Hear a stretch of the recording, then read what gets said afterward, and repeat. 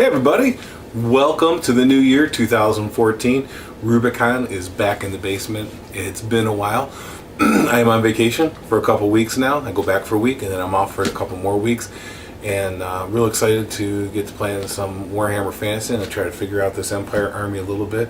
With all the rumors and speculation, I've been painting my Dwarven Longbeards. A lot of them. I got pretty close to 40 of them now. But anyways, enough about that.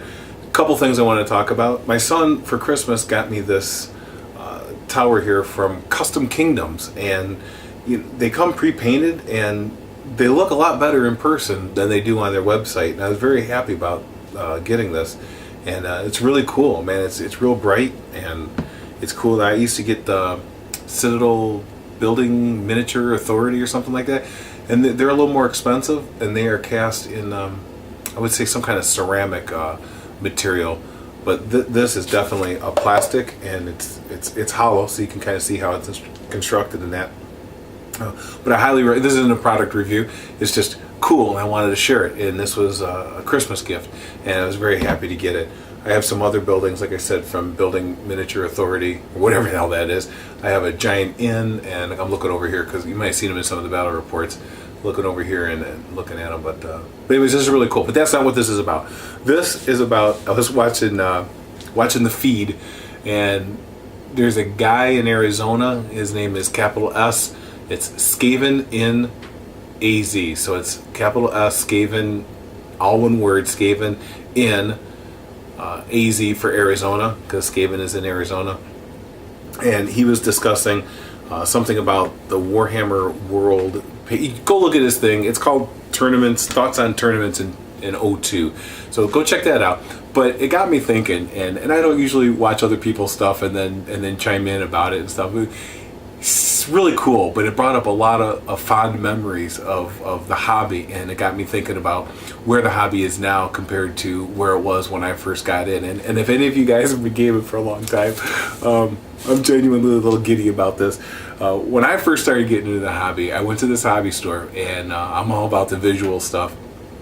And I thought it was just the coolest thing ever, that you could collect these kind of miniatures and that you could get them and collect them into a little bit of an army. And this might have been the very, very beginning of 6th edition. I mean, it's been a long time, so I would have to say it was probably right around early 90s for sure.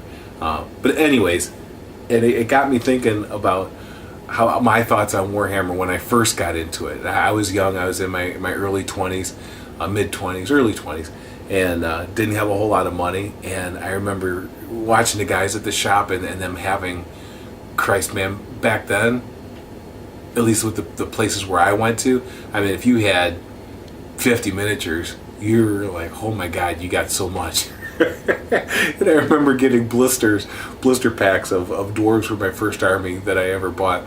And I remember looking at the price and him-hawing for a long time about the price of a blister of dwarves, which I think was maybe $2.99 for a blister of dwarves. Maybe it was, I want to say I had it with either $1.99, for sure $2.99. I remember buying blisters like that. But I want to say I might have gotten some early old stuff, the Citadel stuff, for like $1.99, and thinking, oh my God, $1 a miniature, coming from a guy who used to play with plastic army men, that you could buy a whole bag full of plastic army men and knock them down with BB guns. You don't even give a shit. But it got me thinking about that, and I was so tentative to get into the hobby because you see some of these guys with these miniatures and you're thinking, my God, that's like $50 worth of stuff, or maybe even $100 if they got 50 miniatures and they're $2 a piece or whatever. And it got me thinking about how long I thought about my army before I actually bought an army. And I thought about it, went to the hobby store, and didn't really see a whole lot of gaming, but I looked at the miniatures and held the little blisters in my hand and looked at them and stuff, and and then it got me thinking. I thought a long time, I mean a really long time, I thought long and hard about what kind of army I was going to start, how I was going to play. I didn't even have a rule book at this time, and I'm just thinking about, compared to now, you see something. Well, I'll get to that. So anyways, my point is, back in the day, you really thought a long time about an army. I mean, even when you're only collecting, like I said, dwarf army maybe had 30 troops. You had a couple units of thunderers or whatever, and it was just crazy. So, but also, one of the things when you're getting into this hobby back in the day, you were thinking, man, I need some dice for this game. So this is, I don't know if any of you out there have thought this way too. I'm 46, so 20 whatever years ago, and you're thinking, dice, I need some dice to play this game. So right away you go to your Risk game, because you know damn well there's 5 dice in a Risk game, right? So you go to the Risk game and you raid the Risk game for 5 dice, and then you maybe go to your Monopoly game and you take the 2 dice out of the Monopoly game, and maybe you go somewhere else and you find another game that you haven't played in a long time, but you get this dice. And back then, you had like 10 dice or so, and they were all like different kinds of colors and shit like that. So I mean, that was part of the thing. Now you look, you got a dice for every army. You got big dice and small dice. Like, Jesus Christ, right here, I just bought these dice. I don't even need goddamn dice, but I bought these just because I thought they looked cool. These are like some kind of frost colored with black dots with the rounded edges and shit. Chessex dice maybe. But I just bought these. I have a whole goddamn bag. I could open up my own shop just with dice that I have now. But you think back then when you guys first started getting into the hobby, and if you're old school like me, rating your board games for dice. I don't know if any of you have ever done that, but that's pretty fun to think about.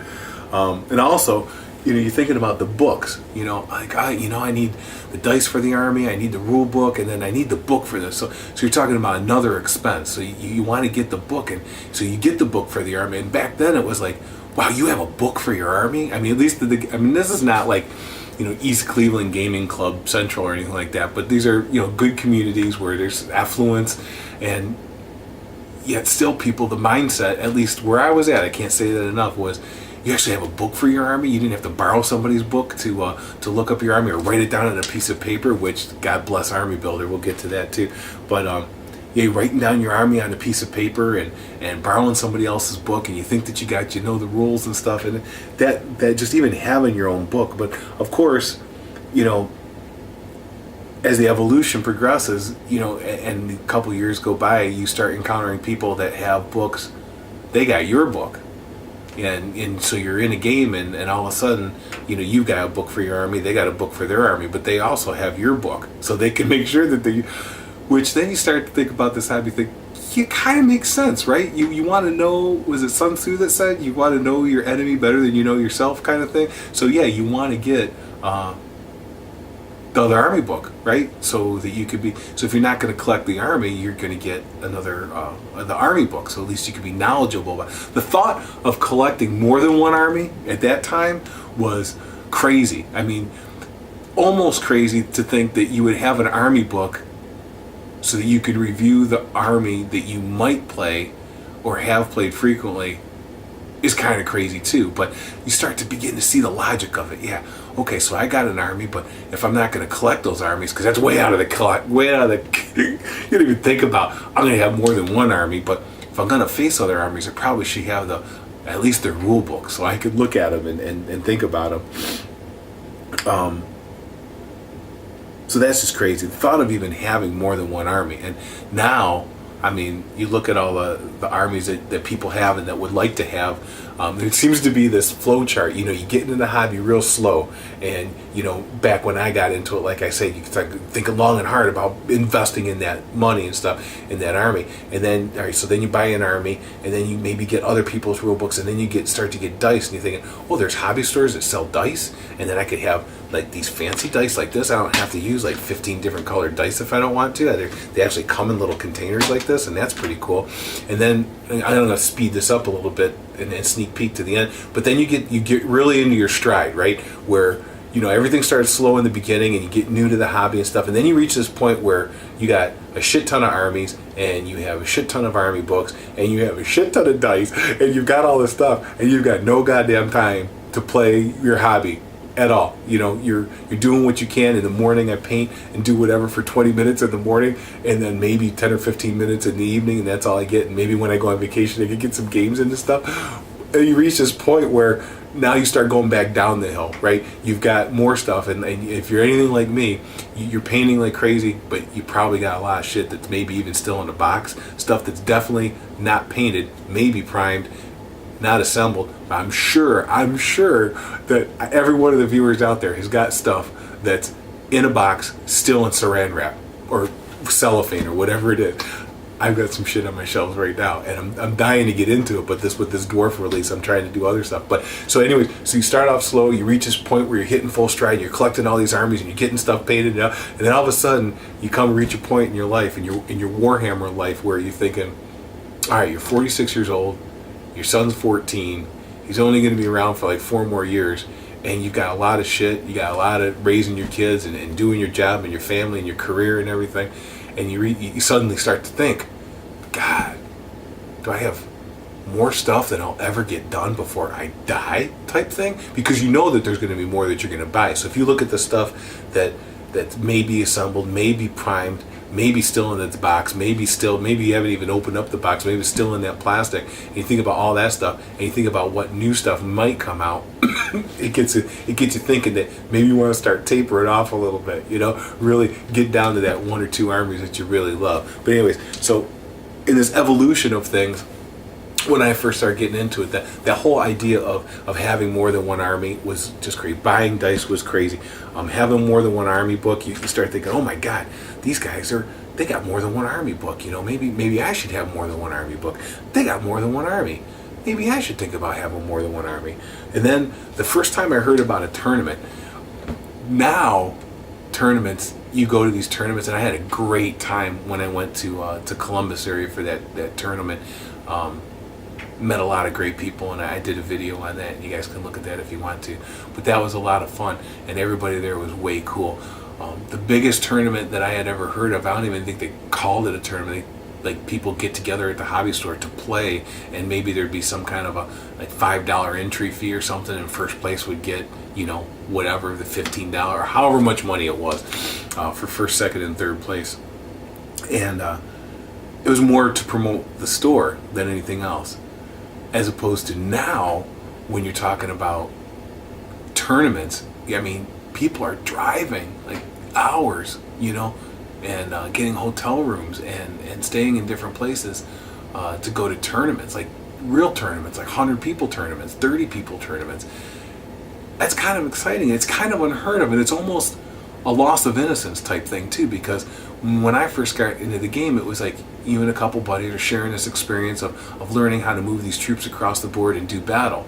And it's gotten to be this thing where you got these internet builds and YouTube channels, and everybody's doing it. And I'm not saying it's bad, I'm just noting that this evolution of the game, and it's not like you have to be in that community to be good or to play or anything like that, but sure does help. It's just fun to think about how far the hobby's come from when you guys first got into it, especially the guys in their 40s, when you first got into this hobby, and you're looking at buying miniatures, and it's nostalgic, and again, there's a little loss of innocence from when you played before.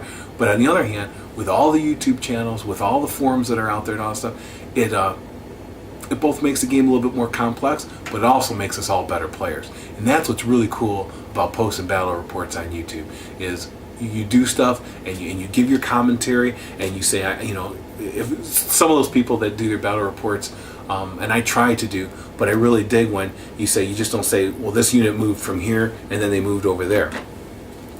No, you talk about, Swift Reform, that they had a musician, so they were able to pass their Swift Reform test, which is their leadership or less, so they were able to turn and move or full move. That's kind of cool. And so, what?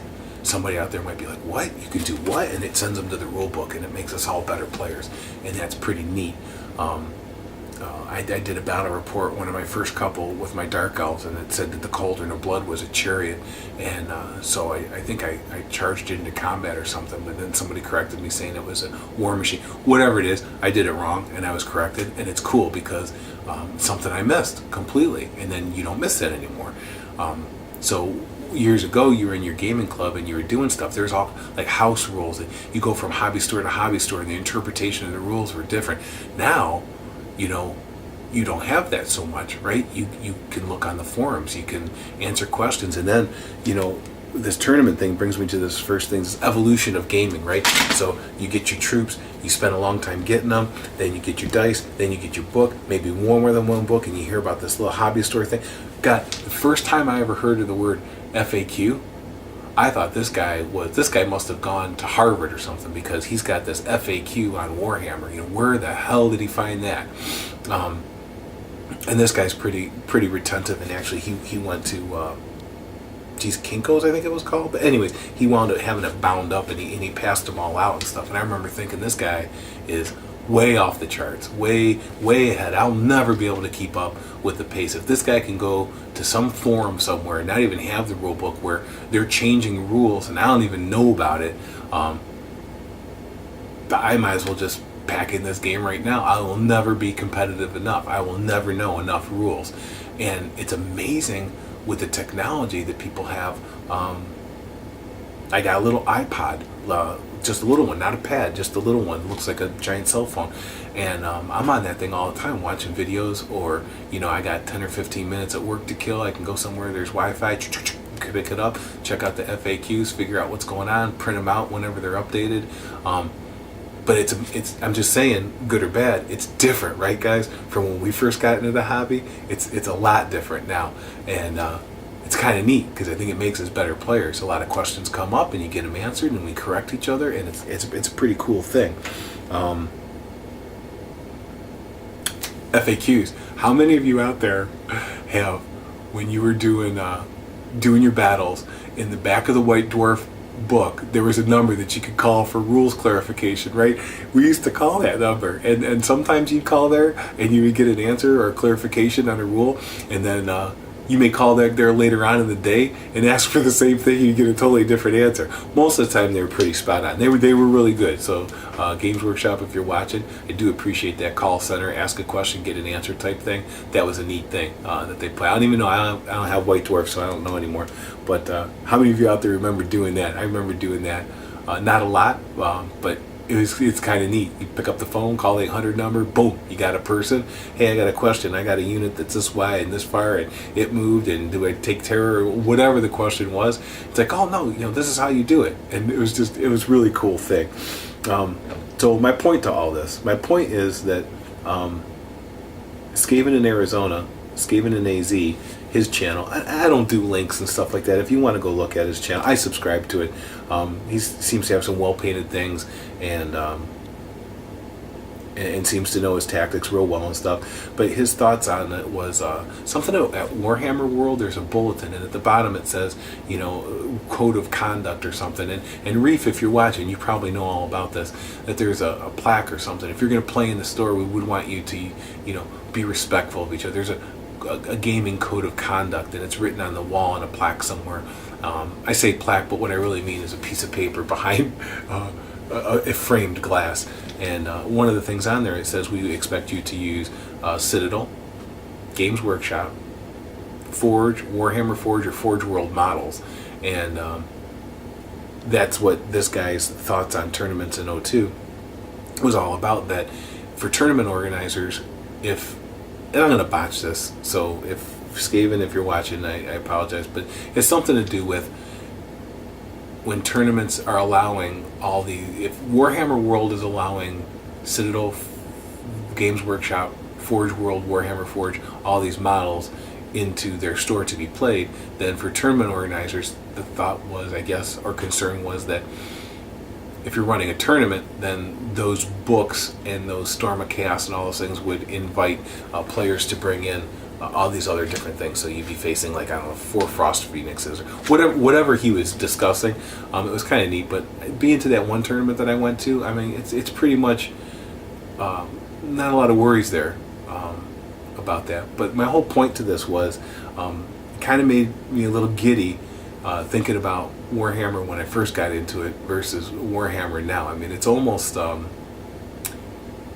a job, right, guys? I mean, don't you feel a little bit of pressure to check the internet and to check on things and paint your armies and make sure they're good quality, or do your conversions well, and get all their army books so you know what's going on? And I don't know if it's just me or the evolution of the game or whatever, but it almost feels like a job. It's almost like you need to you need a hobby from your hobby. You need a break from your hobby. So, so I go upstairs and I game on the Xbox and stuff with my son.